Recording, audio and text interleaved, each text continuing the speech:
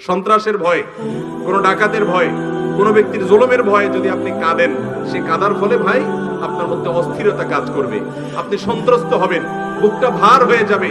আর আল্লাহর ভয়ে একটু চোখের পানি ফেলে দেখেন, সালহাতু সঙ্গে বুদি দিল খারাস আজমুদে এক জামান খাকে বাস। পাথর হয়ে তো বহুদিন ছিলে, কিছুদিন একটু মাটি হয়ে দেখো, একটু কেঁদে দেখো।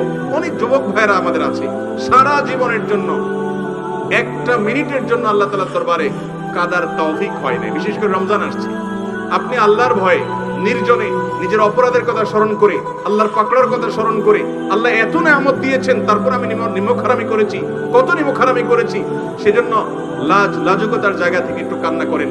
কান্না না আসলে কান্নার ভান করেন, চেষ্টা করেন কাদার।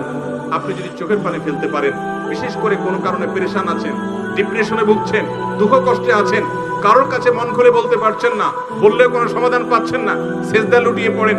বিশেষ করে ভোর রাতে সারি খেতে উঠেছেন, চলে যান বাড়ির ছাদে, নির্জন কক্ষে, মসজিদে, একাকী, একটু আল্লাহর কাছে সেজদা নিবেদন করে চোখের পানি ফেলে দেখেন।